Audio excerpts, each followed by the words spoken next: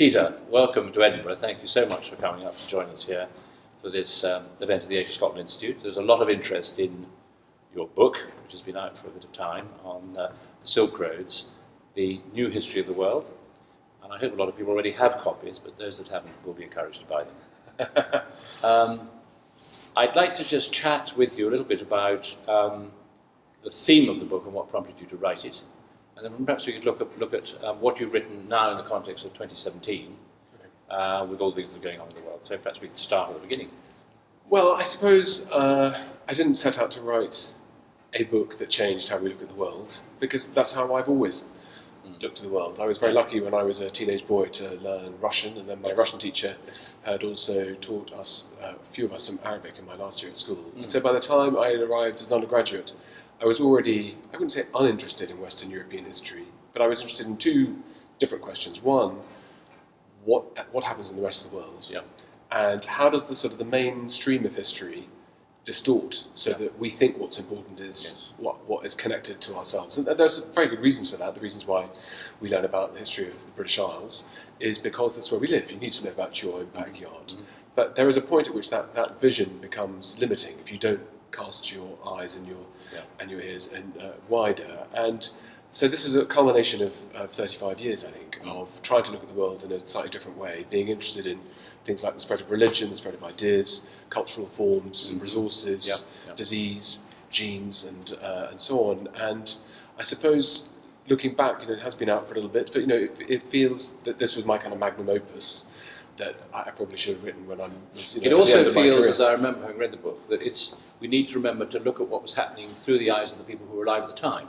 Yeah, well, we're not very good at doing that. Well, when we look at, for example, mass migrations of people now, and we look back also at things in history, this is not the first time there have been large movements of people. What were the circumstances at the time? So carrying what you've studied and your background in Byzantine and other history to the present day, where we sort of see a return to the concept of nationhood, a movement away from globalization, driven for whatever reasons.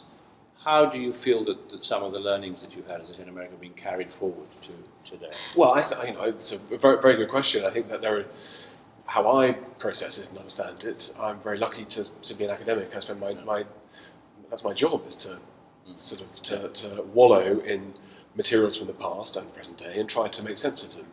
And it's incredibly flattering to see how many people have read my book and reacted to it. I think one of the difficulties we have is that we feel that we're living through an age of transition, and we feel that we're living through those changes because they're real.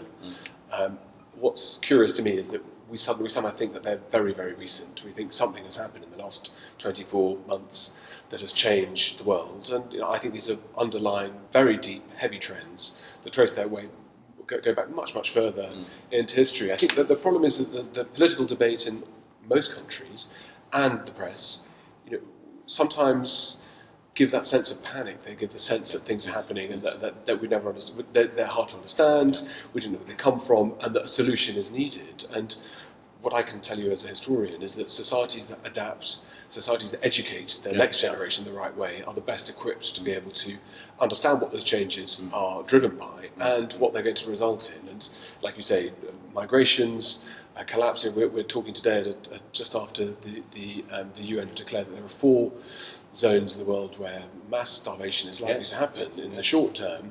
Our inability to respond to crises which seem to have just appeared, but everyone knew that these areas. Well, others also have said that some of the institutions of the 21st century have outlived their usefulness, that the United Nations doesn't function as it should, the IMF doesn't either, and so on and so forth. But I think that anticipating the question, I think that in a way, nor does our parliamentary democracy. We are, despite our name as United Kingdom, we are a nation divided, very heavily divided, regardless of my own personal views on whether I think Brexit is a good or a bad thing. As an observer, what's extraordinary is to see two sides that are unwilling to give any ground, and in fact, no political leader who's willing to stand up and say, we are where we are, we need to pull together, it's going to be difficult, but let's hope it's worth it in the end. I know of your connection, family connection with Croatia, and of course people are talking about it as a rerun of the Great Game in a way, with the powers in that part of the world jockeying for position, but at a time when in some ways the politicians have lost control of the narrative.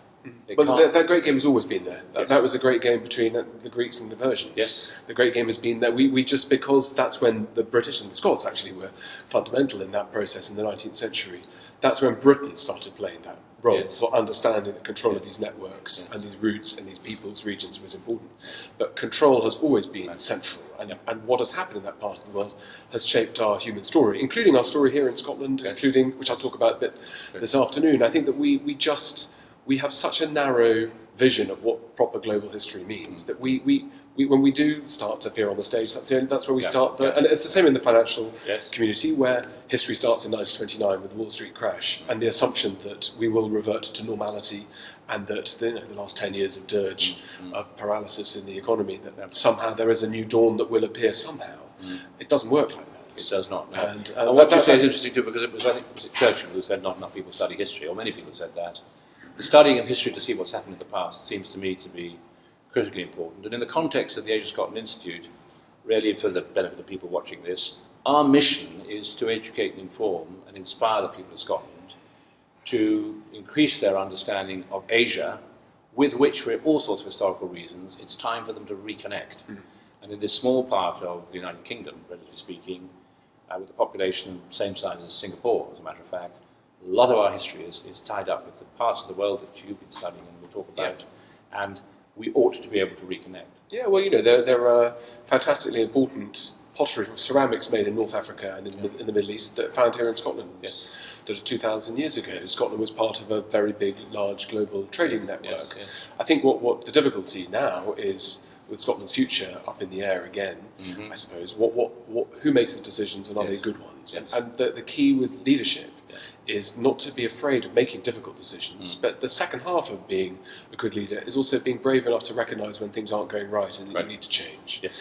And a lot of that is about communicating it and also understanding what it is that your challenges are and what your potential benefits. And that starts in the classroom, and that starts, I think, when you're 5 or 6 years old. You can't produce a generation of business leaders who somehow, if they get on a plane to Shanghai or to Western China or to Iran, will somehow hit the ground running. It doesn't work like that, and it doesn't work like that with normal friendships. So the idea that because money's involved and trade and two people have mutual interests, these are relationships that get built on mutual understanding. And one of our big challenges we have in Britain is that we are totally out of position across Asia, and that starts from Turkey right the way through the Middle East, through Iran, through South Asia and China, where we are, broadly speaking, completely tone deaf.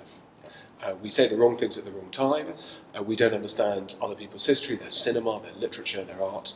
And But we should, because we've been there before, and we seem to. We should, and we can. Yeah, I mean, 100 years ago. Yes. We're talking just before we sat down. 100 years ago, what the great schools in Britain looked like. One at Haileybury on Wednesday night. Yes. Homework was translation from Hindi to Persian. It was so when my children say they've got to work out how to get to the train station in French, and maybe that's not the most appropriate way to understand the parts of the world that I focus in, which is where 70% of the world's population live along the One Belt, One Road countries, which is a sort of very vague catch-all for everything from Pacific China right the way through into Europe. Well, I know that the points you're going to make, because they're completely on target for what we're talking about, will be listened to and very well received.